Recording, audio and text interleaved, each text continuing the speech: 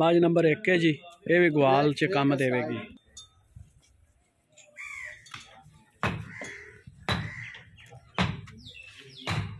मज नंबर 1 जी।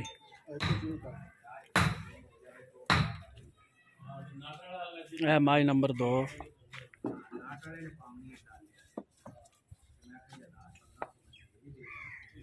मज नंबर 3। माशाल्लाह जनाब ग्वाल दे विच कम देणगी। मज नंबर 3 4। मज नंबर 4 5।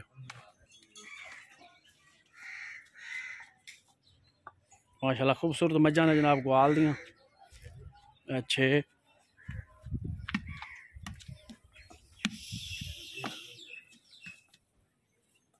मज नंबर 6 जनाब। 7।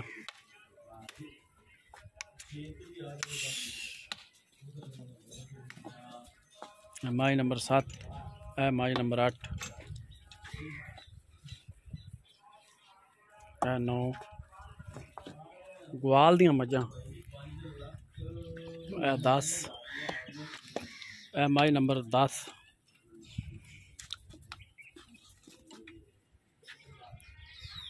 सूण वाली है जी, 11 नंबर है। अच्छा मज सूई हुई है, 10 नंबर वाली। अच्छा ये गब्बन ठीक है। ते इन्हां सूइयां केड़ियां ने 10? सारियां सूइयां बस एक पहले 10 नंबर ते गब्बन है। अच्छा एक आ गब्बन मेनी, एक संग मेनी वाली। उधर आपने उधर शुरू हो। मज नंबर 1 का 10 है, सूई हुई है। ये किन्ना इस टाइम दुध कर दी पई? 15 लीटर सारा कर दी पई? सारा पक्का 15। ठीक। इहदे मगर की है? इहदे मगर कट्टी है। इहदे पैसे भी दस दे। 3 लाख 20। मज नंबर 2 किन्ना दुध कर दी पई? 16 किलो।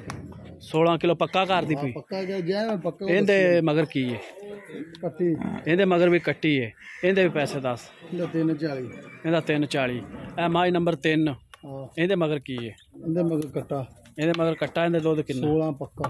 ते इहदे पैसे? इहदा 3.5। इहदा 3.5। 4। इहदे कोल 16 पक्का। पक्का जेड़ा दुध दसी जाना होना पक्का 16 इहदे ठीक। इहदे मगर की है? इहदे मगर कट्टा। इहदा पैसे?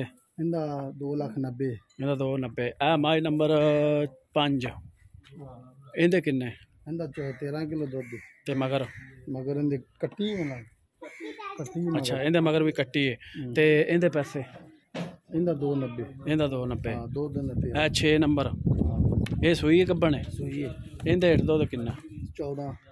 इहदे हेठ 14 है। इहदे पैसे किन्ने ने? इहदा 285। इहदा 285।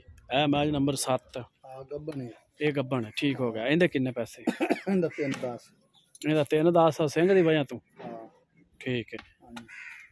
हां अपनी 7। हां ये इहदा 2,45,000। 2,45,000 सूई है? सूई है। मगर की कट्टा। दुध किन्ना? 14। 14 वाला बहाना तो नहीं लगता?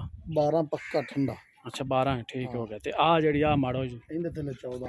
इहदे थले 14 है। कट्टा इहदे मगर। कट्टा इहदे मगर है। हां सुबह किन्नू है? सुबह तीसरा। तीसरा। इहदा किन्ना है पैसे? इहदा 2,35,000। 2,35,000 ठीक हो गया जी।